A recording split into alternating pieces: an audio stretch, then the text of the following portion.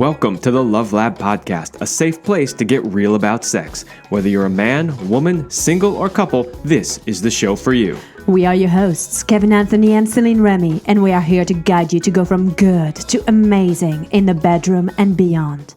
All right, welcome back to the Love Lab Podcast. This is episode 92, and it's titled Dating and Relationship Red Flags. So here's the thing.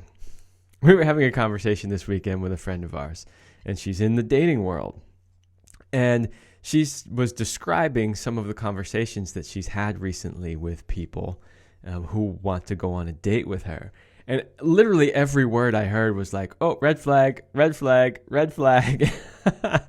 And so today we thought it would be a good idea to do an episode on what are some of the red flags, some things that if you hear when you start dating, or even things that start to pop up early on in a relationship that could be signals that maybe this is not the right one for you. Mm-hmm. So we're going to look at the two different aspects. We'll look at it from the dating scenes as a starting point, and then kind of as you are starting to move from the dating into establishing into a relationship. And you're saying, hey, like if it's happening at the beginning of a relationship, but I also want to mention if it's happening anytime in the relationship, because we always evolve and change. And no matter how long you've been in a relationship, if it's not working for you or if there are red flags, get the fuck out. That's it. That's the bottom line. But we're gonna tell you the red flags anyway. But before we get started, let's give a shout out to our sponsor, Power and Mastery. So if you want to join the secret club of men who are great in bed, then check out Power and Mastery at powerandmastery.com. It is the most complete sexual mastery training for men. You can learn to have harder, stronger erections, last longer in the bedroom, or expand your sexual skills. So go to powerandmastery.com. All right, we've got a lot of things to go over here, so we're going to try to move through them somewhat quickly. So like I said in the intro, this was inspired by just having a conversation with a friend, as many of the topics that we talk about are inspired by either friends or clients. So some of this stuff we went out and we actually researched. What do the experts say? We go read articles all over the place, Psychology Today, whatever, And then there is, what type of stuff do we hear on a regular basis from the people we hang out with, from the people that we work with as clients? And we just compiled these two big lists of the dating scene and the relationship scene. Yeah, we've got like 17 at each of them, so it's going to be fun. I want to start with the dating scene and with the very first thing, because dating has changed over the years, and now we tend to start dating through an online approach first. And so that's where you can start to see the first red flags if you are on the dating scene. If the person who's reaching out to you has a lot of grammar issues, it can be a really big red flag. And, you might be thinking, Céline, why are you saying that? I mean, you're so mean and judgmental, Number one, spell checks exist, so you got to be a retard to not use your spell checker. And number two, to me, it tells me that you don't care. And you don't care about the little things, because it's about looking good when you're online. It's about selling yourself, right, for a prospective relationship. And if you're not putting in the effort, do you really think that this person is going to put the toilet seat down or continue putting on the sexy outfits once you're married? Yeah, and so that's the thing here is we don't expect everybody to have spectacular grammar, although honestly you should. In your native language, you should. But what it really is more of a sign of either not caring or not paying attention to details. So Number two, and that's the one that you were telling our friends, this is starting to look like a lot like red flags here. Yeah, so hers was slightly different, but I'll read what's on the list, which is they only want nudes or sexting and aren't generally interested in you. Obviously, look, if all they want is for you to be sending them nudes or to have sexy conversations and don't want to take the time to get to know who you actually are during the dating process, then that's a red flag. Now, in the case of our friend, we're still operating amongst the global shutdown as we speak. And this person was wanting to meet. And so she said, well, obviously I don't want to meet right now because we're in quarantine. And he said, well, okay, well, I don't want to talk to you until you can meet. So he basically said, I'll just hold on to your number. And, when you're available or ready to meet, then we can talk. And it's like, wait a minute. If you were genuinely interested in getting to know somebody, you would say, okay, well, let's take this time. Let's have some conversations. Let's get on a FaceTime or a Zoom or a Skype or whatever system it is you use, and let's get to know each other now while we can't go out. But that's not at all. He was just like, all right, well, when we can meet in person. So most likely he just wants sex. Absolutely. And by the way, if you just want sex, it's always totally fine. We always want to bring this up. Like, we're not judgmental of that. I think, there's a time and place for everything. You just have to be clear. So here we're looking more at people who don't want just to have a hookup. This is for people who are looking for a relationship. Well, here's the real reason why that's a red flag, though, is if all you really want is sex, you just have to be upfront about it. You just have to say, you know what, I was really just looking for a hookup, and since we can't do that, then, maybe I'll play with my dick. Yeah, maybe we can do it sometime in the future. The point is that he's not being honest. Absolutely. Number 3, the person cancels plans last minute. And this is a very interesting, we live in California, and there's something called California dating. I don't know if you've heard of that, but it's a very annoying behavior that people will say yes to something unless there is something more appealing to them that then shows up, and therefore then they cancel that last minute. Now, anyone can have an emergency. Anything can happen last minute where you have to change. But if it's something that happens several times and you start to see, I chose to go out dancing rather than meeting with you just because the party was going to be better than meeting you, that's not good enough. I'm sorry. Yeah, well, and what it generally means when this happens, not always, but what it generally means is they've got 3 or 4 different people, maybe even 2, whatever it is. They've got more than one person that they're attempting to schedule dates with, and they pick the one that they think is going to be the best chance at getting laid. Absolutely. That's really what it comes down to, right? So if they keep changing on you and like rescheduling and trying to make it seem like, it's generally because they put out 3 or 4 messages and they start getting them in at different times, and it's like they don't hear from the one they want to hear from, so they schedule with you, and then they do hear back from that person. They're like, oh, sorry, I can't make it, right? Because they got a better offer. Sorry, I don't want to be somebody's second choice. And by the way, this has happened to me when I was in a poly relationship and having like different lovers. And one of them that I was interested in going further, he thought he was new to poly and he was like, this is going to be a sure thing. We're going to score. So he made this date with me. And I made it very clear that until all of my lovers were knowing about the relationship and had given me the okay approval, we were not going to have sex. And suddenly, last minute, he canceled the date. And I literally called him up on it. And he did acknowledge later that because he knew he wasn't going to be having sex. Long time later, yeah. Exactly. He was like, he chose somebody else while he knew it was a sure thing. So he still regrets that one. That is true. Okay, let's move on to our number 4. We're looking again at our dating profiles here, and I think it can give us a lot of information. Pay attention to the photos and profile information that the person is giving you.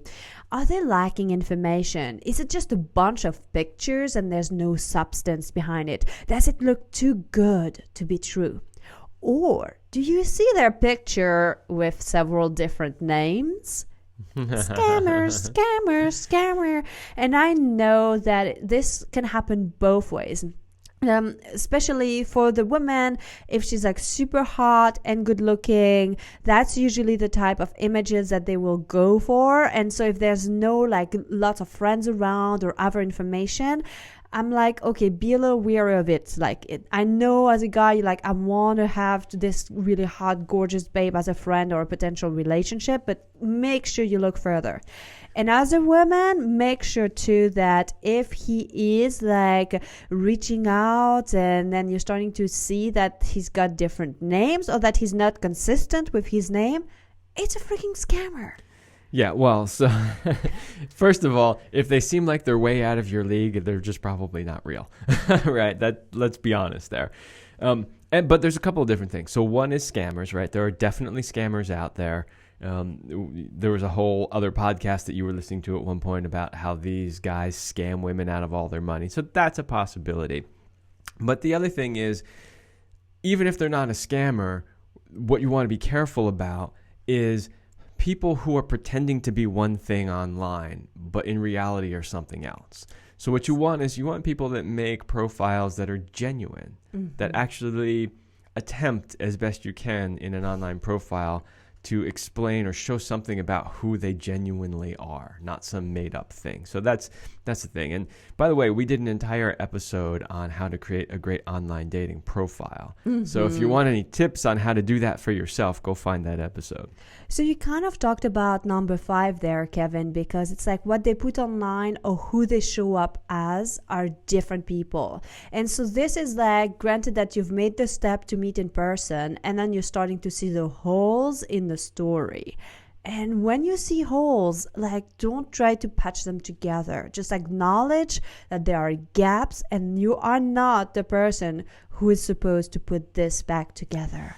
Yeah, the interesting thing about early on in a relationship is people get that, new relationship energy that they call NRE, and they're all excited and this could be so cool, and there are all these things that sound great or look great, right, on the surface. So much so that most people tend to overlook the gaps. The problem is that you can only overlook the gaps for so long, and eventually the gaps become glaringly obvious. And so in the dating world, what you really want to try to do is see all the gaps right up front. And some of the gaps might have perfectly logical explanations, and a bunch of them probably don't. And remember that nobody's perfect, right? If it looks too good or so good, there might be something underneath. So it's also important. Number 6 on our list is if the person tends to be negative. And it can show up in different ways. They might be always complaining when you meet them or talk to them, or they have like anger issues or depression. And not to say that don't get involved with somebody who's not balanced, but think it twice, because really, like, let them do the work, let them heal, and then, be there for them. But don't try to think that you're going to be the healer and make them whole, because it doesn't work. Yeah, don't try to fix them, and we'll say this again later on, but don't date them for their potential, right? So the thing is, Kevin, you jumped around. Usually I'm the one who does that. Well, what happened there? This is my everybody exit line. We'd be coming back to that one. But the point is that if things are bad from the start, like you literally just meet this person, whether it's online dating or whatever, and things are already bad, this is not a good way to start, and don't think that you're going to fix them, right? So it's one thing if these things happen while you're in relationship, you want to support the person. But what you said actually is really, really great. And I've actually been in this position before, but it's like you can look at somebody and you can see that they're not in a good place. And it's okay to say, you know what? When you've taken care of whatever you need to take care of, reach out to me again. And you might even say, hey, as a friend, I can support you in taking care of what you need to take care of, but I'm not going to get deeply, romantically, sexually involved with you until you're coming from a good place. And this is something that we unfortunately see way too many people do. We have a friend who has a terrible habit of this. Every guy she dates is in some sort of a messed up, crazy, situation. And then they always turn out horrible. Well, of course they do, right? Look for the signs. Yeah. Number 7. So now that we are on our journey, like, put on your little detective hats and start to like piece things together. How do they talk about their exes? Do they describe all of them as like crazy or the horrible ex-wife or whatever that is? Like, what words are they using? Because, there is one thing that all of these people have in common. It's that person. Yeah, exactly. So that's exactly what I was just going to say, which is what's the common denominator here, right? If you got 5 exes and somehow they're all crazy, but no, you're the sane one, right? Like, what are the chances of that? So, I mean, technically that is possible because you could just be really bad at choosing your partners. Like, we have another friend who's terrible at choosing partners. So that's a possibility, but it's definitely a red flag you would want to look into because, here's the thing. I'm not expecting everybody to necessarily be able to do this. But I am friends with every single ex-partner I've ever had. In fact, practically every girl I've ever dated is on my Facebook somewhere, right? Because over the years, they've all reached out or I've reached out or whatever. And the idea that just because, and some of them have cheated on me. Some of them, they've done all kinds of stuff, all the kind of stuff that happened. I don't hold a grudge towards any of them. And actually, I really enjoy having them as friends now. It's interesting to see how our lives have gone in such different directions and all these different people and stuff. But again, not to say that you have to be friends with every one of your exes, but the idea is the majority of your past relationships should at least be in some sort of a decent place. You don't have to be friends. You don't have to hang out all the time. But if all of the exes are crazy, like don't go there, like don't even talk to them, like run in the other direction, that's a big red flag. All right. Number 8, they say the right thing, but they don't do the right thing. And so this is a very important one because it's easy to get fooled, especially for maybe the women where we want romance. And it's easy to talk about romance or be like, oh, I'm romantic or I do this. But once they show up, they don't act anything like who they said or what they mentioned. And it goes both ways. She might say, oh, it's okay, you can have so many friends and you can have girlfriends. And then as soon as you talk to another woman, she's like, turning into this beast, so like pay attention. What they say, what they do, does it match? If it doesn't, this is called cognitive dissonance, and it says like run away really far, really fast. Yeah, that's true in a relationship too, not just when you're dating. Well, we're getting close to getting into that mating phase here, so we're starting to look at that. Number 9 is their attitude. So now we're starting to, like, obviously you've had more than a date, now you're together, at least dating or flirting and stuff, and you're seeing their attitude changes on a dime. They're very volatile. That's a big red flag. Yeah, absolutely. That shows instability. And the problem, I've really been in one of those relationships. It's horrible. The problem is you never know what you're going to get, right? And there's no predictability. And it's like, even when you think you've done absolutely everything right, all of a sudden the crazy ass person shows up in the relationship and you're like, what the hell just happened? It's a big red flag. The thing is, unless they do something, unless they really do some work, unless they seek help for it, in one way or another, it's probably not ever going to change. And you don't want to go through an entire relationship. Roller coaster And walking on eggshells, right? Like treading very lightly all the time because you never know what's going to set this person off. On number 10, they show inappropriate social behavior. And so that's also important. Like once you go in public, like how do they behave? Are you embarrassed? You shouldn't be embarrassed by your partner. Like really. That's why I put this one on the list, because it's like inappropriate social behavior. Who's to say what inappropriate is and what inappropriate isn't? Obviously like taking a dump in the middle of the street or something is inappropriate, right? Unless you're in San Francisco, it's legal there. Yeah, it's legal there now. Wonderful. But that's actually why I used that as an example, because that's what was in my mind. But the point is exactly what you said, which is you should not feel embarrassed by your partner. And if you do, that is a big red flag that you are not with the right person, because even if maybe society thinks that behavior is inappropriate, if you're over there laughing your ass off thinking that's the funniest thing you've ever seen, well, then that's probably okay. You're probably a good match then. Okay, Nemo, we want to look at communication here. Our number 11 is about the Never Passed Communication 101. So as you are setting the ground rules, the interaction, like, is there like a total like strain in the communication and you constantly like not understanding each other, or do they not show up with respect or like a decent communication ability? If they don't have that, don't even bother. Yeah, if you're struggling to communicate from day one, it's going to be a very difficult and long relationship. It doesn't mean everybody communicates perfectly and you can always tune things up, but if somebody's going to be the right one for you, you should at least be able to communicate fairly efficiently and fairly well right from the beginning, and then you can work on making it even better. Absolutely. And we want to move on to our number 12 because we still have the in the relationship. Whew, yeah, we got to go a little faster maybe. So if they show up and they have no work ethic, that's also usually a red flag, maybe granted they're not in the right job and stuff, but ethic is different. Ethics and morals and values, you want to look for that. If they don't have enough of that, they're not worth your time. And you want to make sure they match yours, Absolutely. whatever yours are. Absolutely. Now look at their relationship with their parents. Are they clingy to their parents? Mm-hmm. Do you want to date a child or do you want to have an adult? All right, so this is a tricky one because a lot of people are going to say, but I love my parents. I'm really close with them, and there's no problem with that. What's wrong with you people? And it's like, no, we're not saying that if you're close with your parents, it's a problem. That's not what we're saying at all.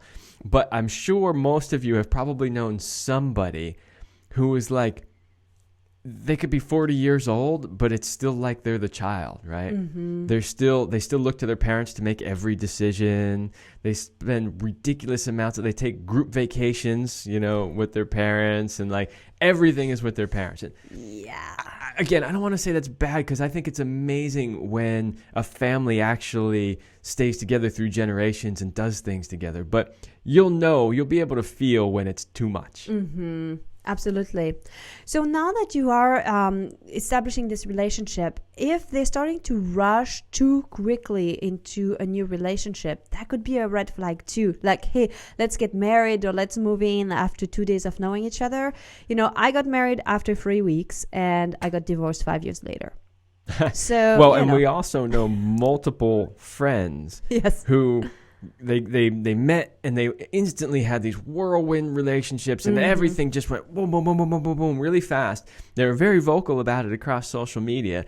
Everybody was like, this is amazing. You guys rock. We're so envious, like awesome. And then they all fell apart. Yes.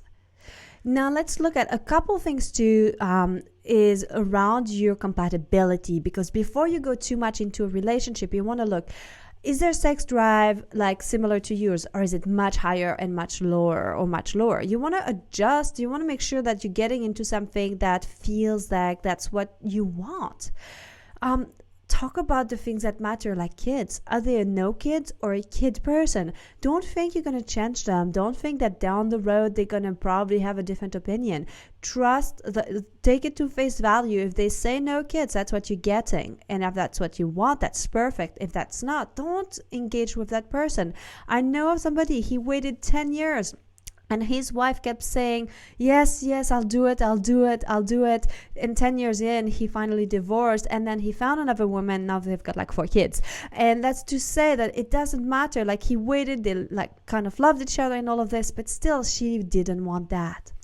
And now, if they start to talk about changing you, that's a big red flag. You need to change, or you need to do that. If she gives you a big 10 things list that you need to change in order to be in a relationship, get out.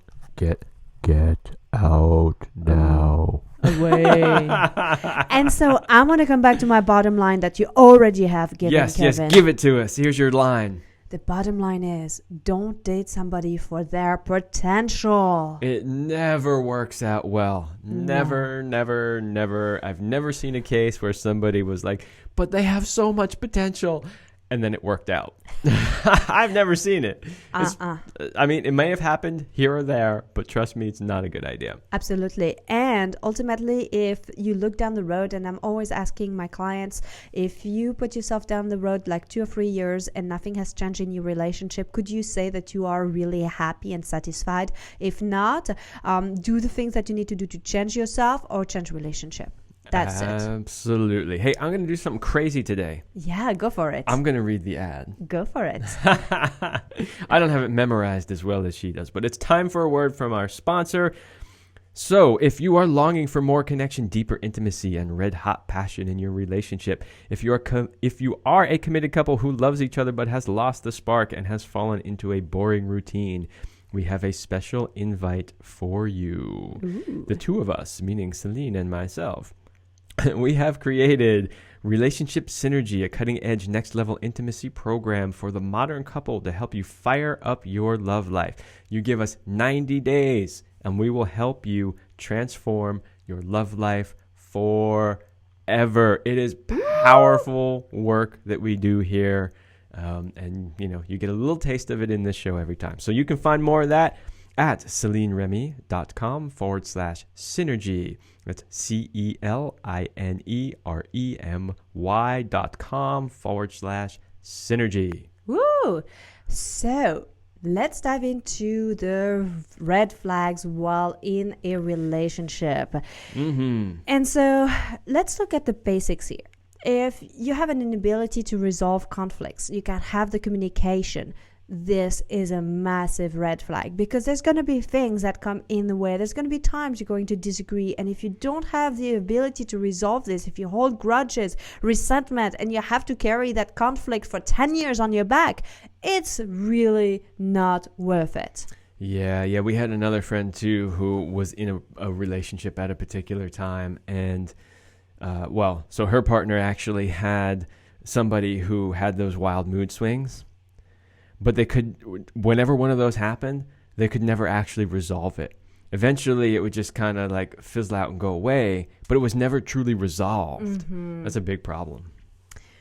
If you have your partner, yourself or your partner really is about having controlling behavior, or you experience a lack of trust, this is a red flag. I think in a relationship, trust is really it's the foundation of a solid relationship. If you don't have that, you can build a strong relationship. Yeah, trust is huge. I mean, when it comes to intimate relationships, it's all about trust. Yeah. When the trust isn't there, the relationship really isn't there. I want to do number 3. Okay. They are incapable of apologizing. I wanted to do this one because I was in a relationship where my partner was absolutely incapable of ever apologizing or ever admitting that she was wrong. And the times, sometimes in a conflict, it's hard to say who's really right and who's really wrong. Like, both people had a hand in it, But there were a couple of times throughout that relationship where I flat out called her out on it, and she knew it. And you want to know how she handled it? She just zipped up and moved on and pretended like it never even happened. Crickets. Yeah, and I'm over there going like, what? So, that's really destructive, again, because resentment will build over time. Over time, it's like, wow, like every time that she's out of line, she never admits it. She never says anything. Every time I get a little bit more resentment, a little bit more resentment, a little bit more resentment. And it goes both ways. It's not her or him. It's like whoever's doing it in the relationship. Number 4 is you don't feel like you can be fully yourself. And that's huge, because I think in a relationship, you basically need to become a better version of yourself. And if feels like you never can be yourself, you're not in the right relationship. It is a massive, massive red flag. Don't think it's ever going to change. Hey, you know what was cool about our relationship? No, tell me. When we very first started dating, I was like, I had some preconceptions of who I thought you were. And I was like, well, there's certain things that I like to do or certain ways that I am that she's not going to like, because she's really not like that. Like, she's going to have judgment about it or whatever. And the really fucking cool thing is that the longer we were together, the more who I really am started to come out, the more you actually loved it. And there were a bunch of things that I thought she would never like that. Like, she'd probably run in the other direction if she knew that, right? When you found out, you were like, not only is it okay, but you were like, I love that. Or I was like, me too. Exactly. So that's awesome. Now, when you're in a relationship, it's also important to listen to your friends. If your friends and family members have expressed concerns about your partner or your relationships, they might have some deeper understanding in there that you're not able to see. And I'm not saying that they're always right, but if there's more than one person that's talking about it and saying, hey, this is not really the relationship, They might be right. It's hard for people to see really when you're in a relationship. And I'm talking for myself here. I had that happen, especially with one of my first relationship, and my parents hated him. And of course, I was like 19 or 20. So it's like, parents, what do they know? Exactly. And then I'm like, the more they hate him, the more I'm going to stay with him. And so I think this is why I lasted over a year. You rebel. Absolutely. But I know now from from looking back at the relationship, all the things they could see that I wasn't willing to really pay attention to, and they were showing those things to me. Well, so one, we talked about overlooking the gaps early on because of the new relationship energy. So other people don't have that new relationship energy, so they can see the gaps. But the other thing is it's always easier to see third party, right? So somebody on the outside, it's really easy for them to see. That's why working with somebody else helps you so much, because when the two of you are in your relationship, it's really hard to step outside of that. Yeah. Somebody comes in from a third point of view, and they can see all those patterns, and they're not involved in it emotionally. And that's one of the real benefits to that dynamic. So friends and family members, yeah, great. Pay attention. They're not always right, but they can have some really genuine insight. Now, pay attention too if your partner is trying to drive a wedge between you and your family and friends, and they're like, you can't see this person, or don't talk to that, or like creating stories and driving people like against one another. That's another really big red flag.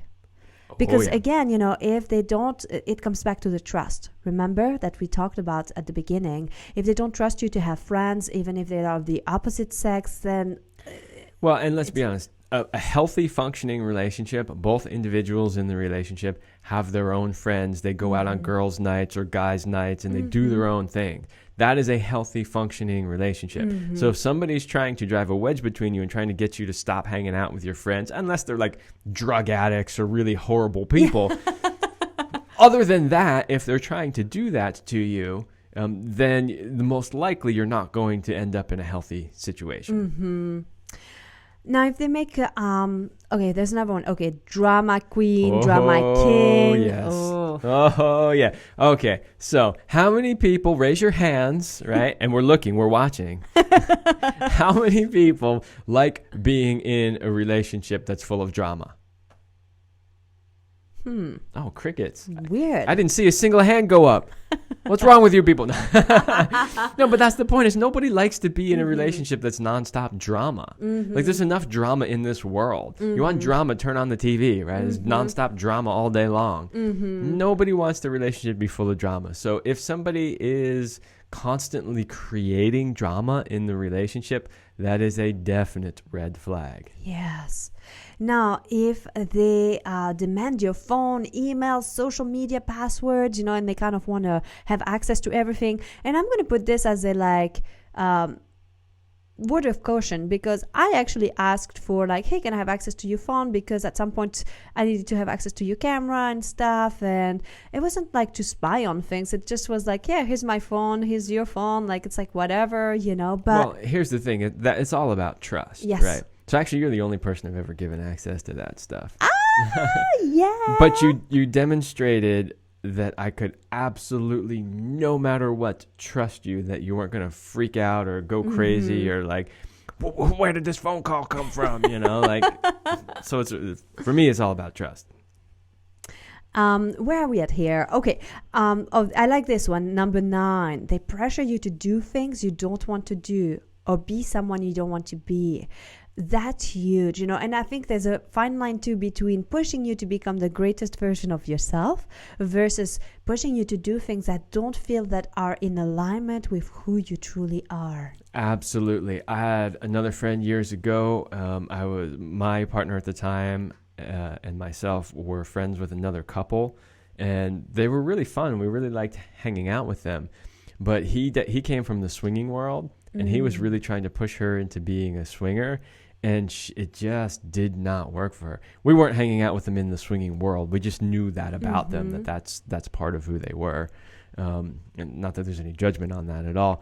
But she just inevitably, that relationship didn't work out because she wasn't really a swinger at heart, and he was. And he kept trying to push her outside of her comfort zone into this swinging world, and it just didn't work for her.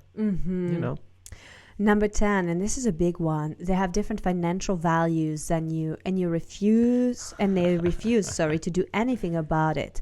Or they have financial irresponsibility. Do you know what the number one reason for divorce is? Money, finances, money. right? I mean, it's sad that that's the way it has to be, but the reality is that is the truth. When you look at statistics on divorce, the reason that people cite for their divorce, the number one thing on the list is money.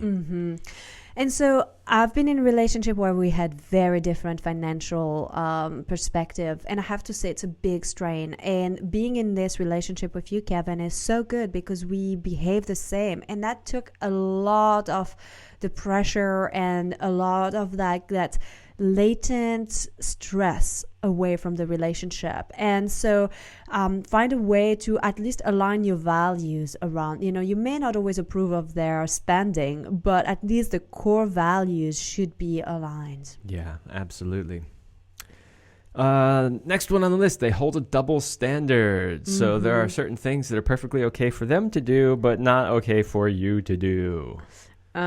Beep, bad. Number 12, they refuse to make your relationship public. Oh, jeez. And that should have been on the dating list as well. Like, they don't want to tell anybody that the two of you are dating. If they're like, hey, let's not tell anybody we're dating. It's a little secret. And a giant red flag. It's a little secret and a giant red flag.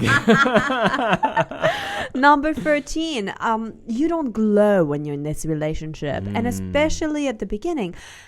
It's all about making you a better person. If that relationship makes you feel like shit and you look like that, just don't be in it. But, it's even more subtle than that, because obviously if you feel like shit, yeah, right?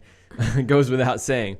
But also, there are relationships that make you feel bad. There are relationships that are just kind of like, boring, middle, whatever. And then there are relationships that bring you alive, where you thrive and you feel like life is better because you're in that relationship.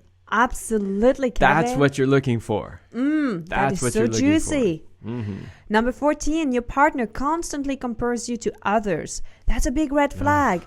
Whether you're not good enough or whatever that is, but it's like they're in a fantasy world or they're not happy with who you are, then you're not the right person for them. And there's nothing wrong with you. It's because they didn't listen to what you told them before, which is now they're dating you for your potential and they're not happy about it. Another one is that your partner isn't supportive of your goals. That's huge because honestly, you've got to be each other's best cheerleaders. And if you're not, then what the heck are you doing with each other? Because there's enough haters in the world everywhere else. Your relationship should be this place of haven, this place where you're like, this is the place where you recharge, where you find your strength.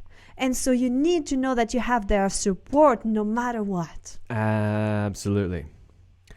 Let's see, 16 on the list. They try to push past your boundaries. Oh, yeah. Anybody that's trying to push you past your personal boundaries, that is a big red flag. It's one thing to encourage somebody to break out of their little self-imposed box and to be a bigger, better person and to try new experiences. But if you're not willing to do that and they keep pushing you and trying to push you past that, that's a problem. And our last one here is your partner is not there for you. And that's huge. When something happens, and you know that in difficult times, are they still showing up? Are they still willing to be there? And if not, that's not the right person, And it's okay. Sometimes you might be like, I don't have the bandwidth to support you in this moment. Okay, we're looking at an overall thing, not like a single moment. But this is really important. Does your partner have you back? If not, that's a red flag. And ultimately, something in your guts feels wrong. That's all that you need to listen to. And we put it as last because we wanted to end with this because you always know. We've given you like 34 red flags here. And I'm sure that if you were very honest with yourself, you knew from the start the relationships that weren't meant to be. I sure did. And I've had several. In hindsight, we all did. We just didn't listen. Exactly. So trust your gut. If something's off, it is off. It's nothing wrong with you. Absolutely. Whew, that was quite the list. That was the marathon. Yeah, it was. So now, we always like to end our shows on a happy, positive vibe. Just know that every one of these red flags that we talked about, we also said what it should be. So we kind of gave its positive spin while talking about them. There's just not enough time to then go through 34 positive things on there. But you know what it is, right? If it's your partner isn't supportive of your goals, very obviously the positive is find somebody who supports your goals, right? And I think we did our best to cover the positive side of all of those. So take this list, be aware of the signs, the flags, as we say, and then when you see them, leave it and go search out the positive side of it. Yes, and don't stay in something that doesn't work, because relationships are not meant to be hard and difficult. Relationships are meant to be easy and a place of thriving. Absolutely. All right, everybody, that's all the time we have for this episode, and we will see you next week.